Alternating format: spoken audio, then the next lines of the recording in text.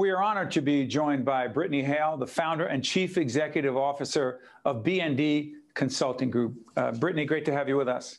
Thank you so much, Steve. It's a pleasure to be here.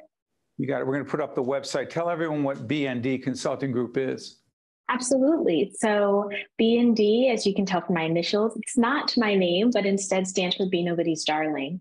And as a happily retired attorney, I've always loved that phrase as it speaks to my legal instincts to seek truth and do the right thing. And that's exactly what we do at B&D Consulting Group, where we use values as a catalyst for better decision-making among senior leaders.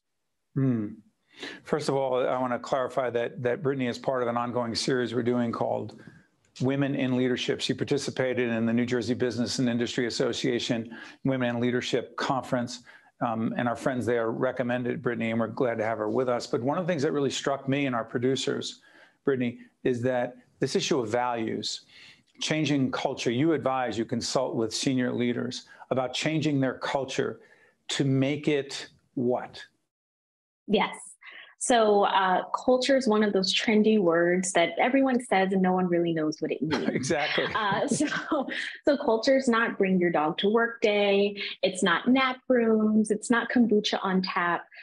Culture is developing a framework for decision. That's a good line. I got to remember kombucha on tap. It's true, right?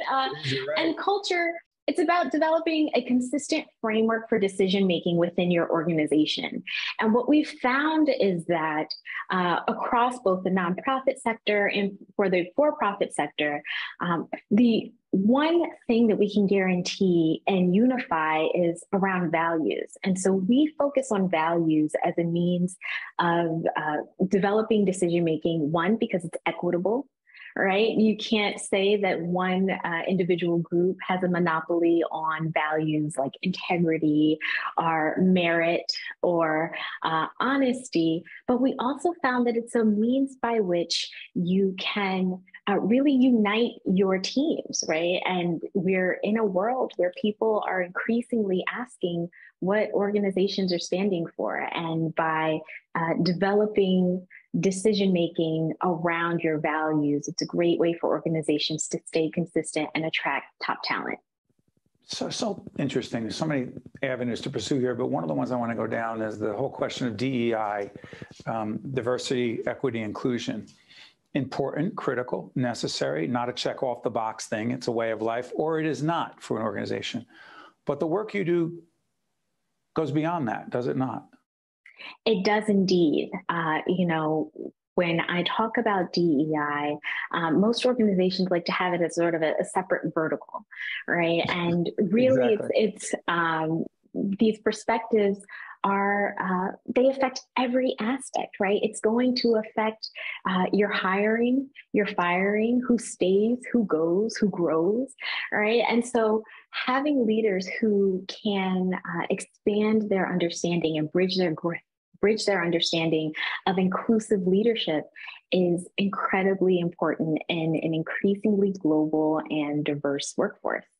We have the most generations in the workforce now that we ever have. So there's many aspects to creating a diverse and inclusive community within your organization.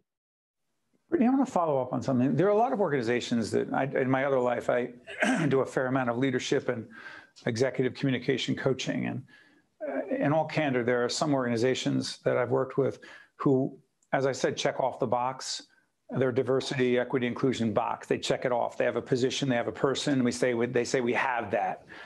But real diversity, real equity, real inclusion, it's a long-term commitment. It's a way of life, or it's not. Talk about that. Steve, I completely agree with you, right? A 1-hour training is not a silver bullet. Right? And when we have these sort of vague metaphors about, diversity is being asked to the party, right? Inclusion is being asked to dance. How do you put that into practice? What does that mean when you're trying to achieve your goals for the quarter, right? What does that mean as you're looking to build out your business initiatives? And so that's why my consultancy really focuses on developing, muscle memory, right? You're developing a muscle for inclusive leadership. You're learning to think differently. You're adding a few more perspectives to the world and in your thinking process so that I call it hacking yourself, right? Figuring out the best ways to operate when you are leading teams and when you are really leading an organization. Brittany, what does that say behind you? This is eat, sleep, lead, repeat. Wow. Eat, Eat, sleep, lead, repeat. I thought you would appreciate that. I do. Real quick, can you give me 30 seconds on that? Absolutely.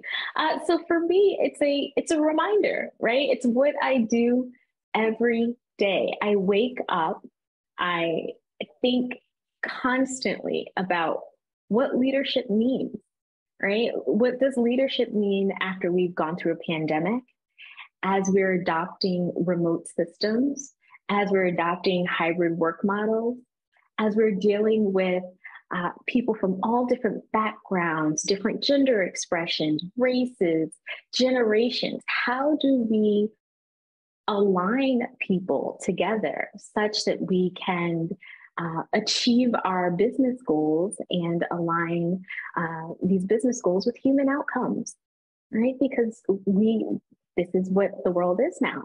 You got me thinking about a lot of things. And Mary Gamba, who's our executive producer of our sister series called Lessons in Leadership, I know she's thinking the same thing right now. Let's get Brittany on our Lessons in Leadership platform to talk about this. But by way of background, you grew up where? So I was born in East Orange, and I grew up in Burlington Township, opposite sides of the state.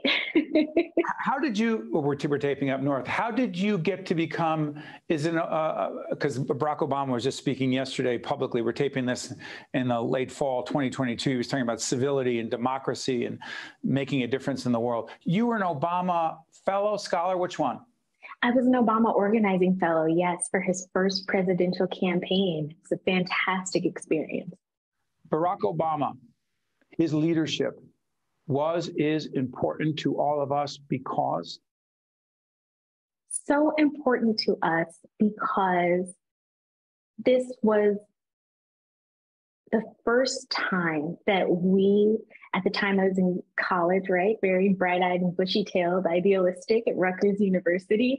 But it was the first time that we realized that we had the ability to impact outcomes on a national stage. That's right.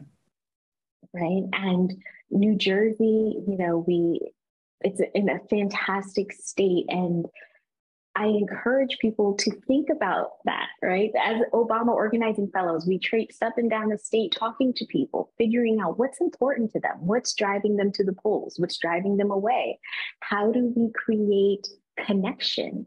And that's really sort of the genesis, right, of my fascination with values-led leadership, because it was, what do you value, right? How do we connect? You value education? So do I. You value advocacy? Me too. All right. And so these were really kind of the ties that bind. Brittany Hale, part of our Women in Leadership series, founder and CEO of BND Consulting Group. Brittany, thank you so much. It will not be the last time you join us. Thank you. Steve, thank you. You got it. Stay with us. We'll be right back. One-on-One with Steve Adubato has been a production of the Caucus Educational Corporation. Funding has been provided by RWJ Barnabas Health. Let's be healthy together. Wells Fargo. NJ Best, New Jersey's 529 College Savings Plan. PSE&G. Robert Wood Johnson Foundation. Horizon Blue Cross Blue Shield of New Jersey. PSEG Foundation. Johnson & Johnson. And by the Russell Berry Foundation. Promotional support provided by NJ.com. And by bestofNJ.com. I'm very grateful that I'm still here. That's me and my donor when we went to celebrate our first anniversary. With a new kidney, I have strength. They gave me a new lease on life. I'm still going everywhere and exploring new places. Nobody thought I was going to be here. Nobody. And I look forward to getting older with my wife. That's possible now. We're transforming lives through innovative kidney treatments, living donor programs, and world-renowned care at 2 of New Jersey's premier hospitals. They gave me my normal life back. It's a blessing. RWJ Barnabas Health. Let's be healthy together.